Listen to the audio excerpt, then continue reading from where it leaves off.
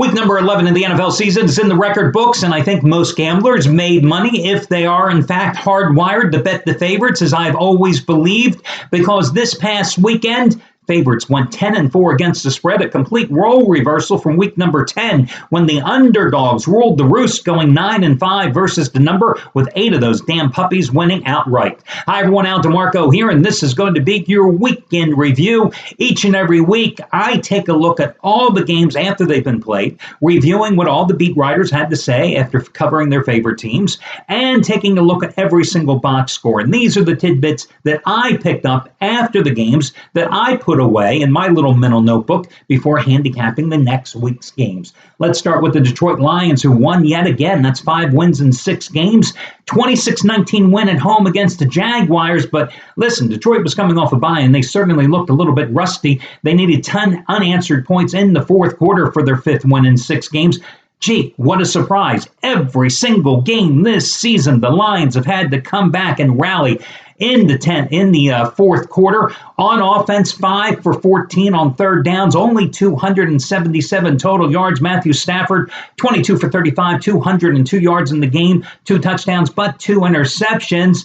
But the Lions, listen, bottom line is the straight-up winner in all 10 of their games this season has also covered the spread as well. And now they take on the Minnesota Vikings, of course, on Thanksgiving. And let's talk about the Vikings for a second. They snapped their 4-game losing streak after opening this season with 5 straight wins, with a 30-24 win against Arizona at home. But it wasn't because of the Vikings offense. Nope, it was once again because of special teams and their defense, providing 14 of those points.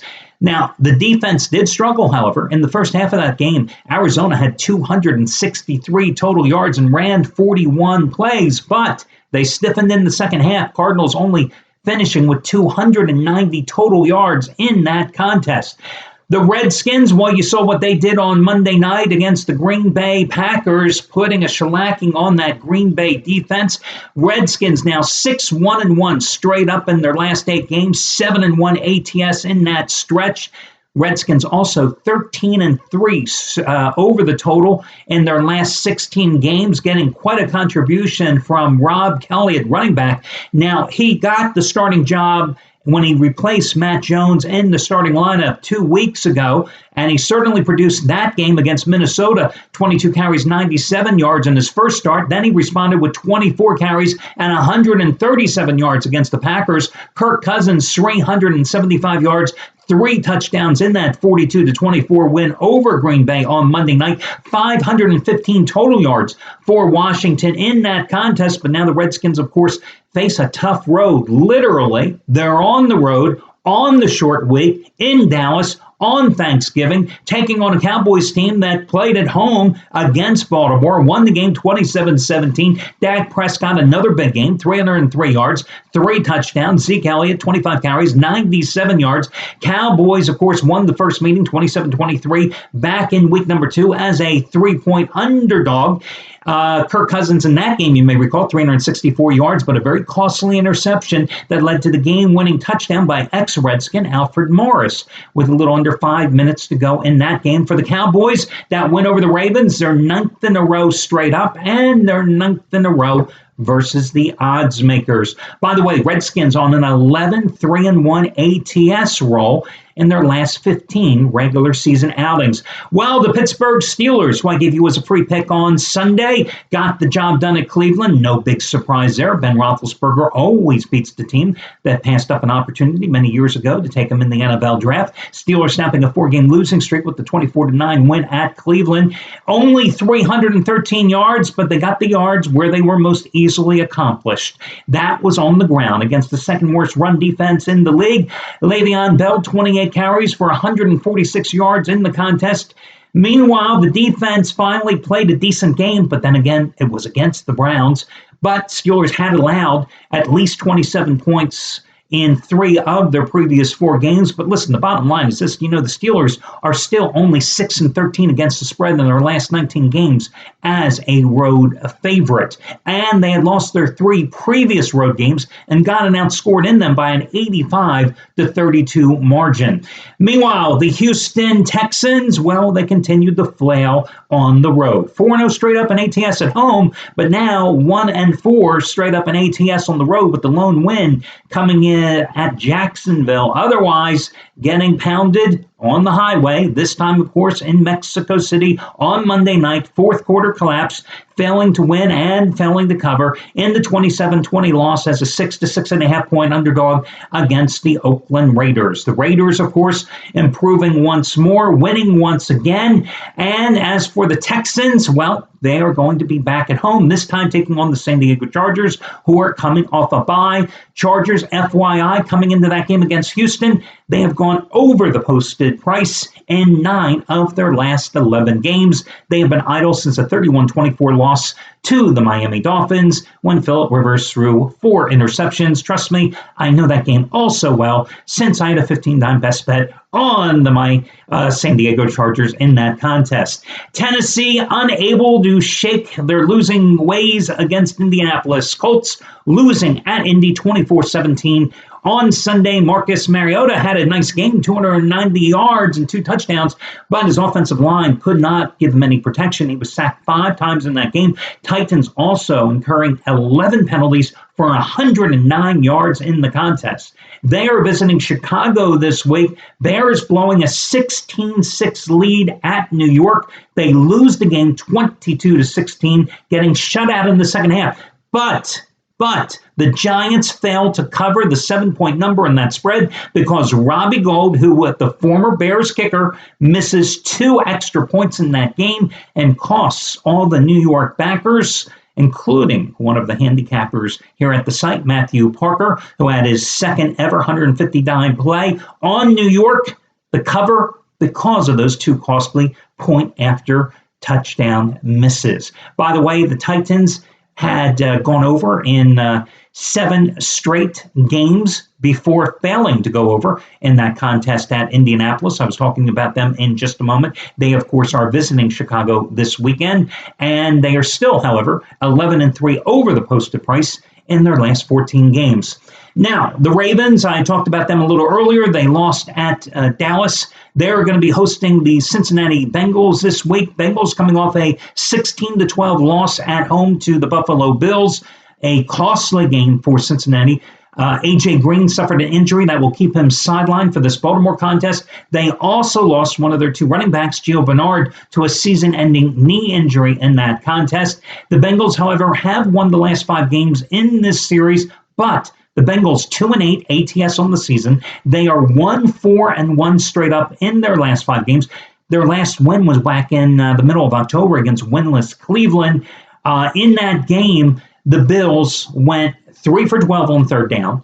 They had 9 penalties for 75 yards. They lost LaShawn McCoy to a hand injury early in the game, and yet Cincinnati was still unable to win the contest. Arizona will be visiting Atlanta. The Falcons are coming off a bye, but as I told you earlier, Arizona is coming off a loss at Minnesota. Arizona falls to 0-3 on the road this season, and games started by Carson Palmer. And Palmer in that game against Minnesota, only 198 yards passing, 2 interceptions, and he was sacked 4 times. His road numbers this season in losses against Buffalo, Carolina, and Minnesota, 5 touchdown passes, 7 interceptions, and he is back and been sacked 17 times. In fact, Arizona's only road win this season came at San Francisco when Palmer was sidelined by a concussion and Drew Stanton started that contest. Now, as I said, Atlanta is coming off a bye. Their last game happened to be a loss at Philadelphia. Atlanta 8-2 over on the season. The Miami Dolphins made it 5 straight wins and covers with a fourth quarter comeback from a 10-0 deficit to win 14-10 at Los Angeles. Now they're back at home to take on the San Francisco 49ers. 49ers are coming off a 30-17 loss at home to the Patriots. Hey, what can I tell you about the 49ers? I mean, they won their season opening game, 28-0 at home against the LA Rams. They haven't won anything since. 9 straight losses, going 1-8 against the spread in that stretch. New Orleans last played Thursday at Carolina. Fell down early, an aborted comeback bid failed, but they did get the cover. The Saints now return home. They are 6-1 against the spread in their last 7 games. They are taking on the aforementioned Rams. The Rams, of course, are coming off the 14-10 loss at home to Miami. They gave Jared Goff the first start of his career, 17 for 31, 134 yards in his debut, but the Rams only had 227 total yards in that game. LA 2 for 13 on third down situations in that contest. And, of course, they blew a 10-0 lead. Seattle is coming off the win against Philadelphia at home. I know that well because I had a best bet on Seattle in that contest. Seattle now has scored 31, and 26 points in its last 3 games after scoring a total of 31 points in the 9 quarters prior to that 3-game stretch. Russell Wilson, the last 3 games, 63 for 94 for 892 yards and 6 touchdowns. However, another key injury, perhaps we should say, for the Seahawks suffered in that Eagles game. C.J. Prosise, who the rookie out of Notre Dame, who really had given them a running game, something they had lacked all season long. Remember the big game he had against the Patriots where he had 17 carries, 66 yards, 7 catches, 86 receiving yards. He suffered a shoulder injury against Philadelphia, and he's going to be sidelined indefinitely. Now, the good news, though, for Seattle is that Thomas Rawls, who had been out for 2 months while recovering from a broken leg, he made his return against Philadelphia, had a pretty decent game, 14 carries, 57 yards. So he comes back into the lineup for a Seattle offense that has really turned into very good performances. They had 420 yards in the upset win at New England. They had 438 total yards against Philadelphia. And this is a Seahawks team that has gone 18-3 straight up in the month of November. Going forward, November, December, January, regular season games over the past 3 years. As for Philadelphia, well, the Eagles just can't get the job done on the road. That's their 4th straight road loss.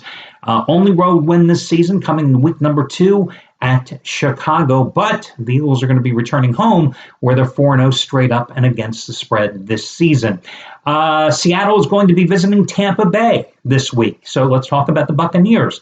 Buccaneers pulling perhaps one of the biggest upsets this weekend, handing the Kansas City Chiefs only their 3rd loss in their last 20 regular season games. Jameis Winston, 331 yards and 1 touchdown, and 12 for 14 on third down situations for 133 yards.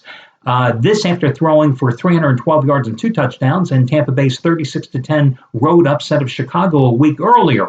But Tampa's now going to be back at home where they're 1-6 against the spread in their last 7, and their defense gave up 73 points and 1,087 yards in their last 2 home games against Atlanta and the Raiders, both losses. Next up, let's talk about the Carolina Panthers. They beat New Orleans barely, holding on, failing the cover in that Thursday night game. And the Panthers in that contest won it 23-20, but failed to cover as a 3.5 to 4 point chalk. Cam Newton, 14 for 33, 192 yards. Panthers only had 223 total yards in that game. Prior week, remember, they coughed up a 17-point lead and lost to Kansas City. This time, they nearly blew a 23-3 lead in the fourth quarter.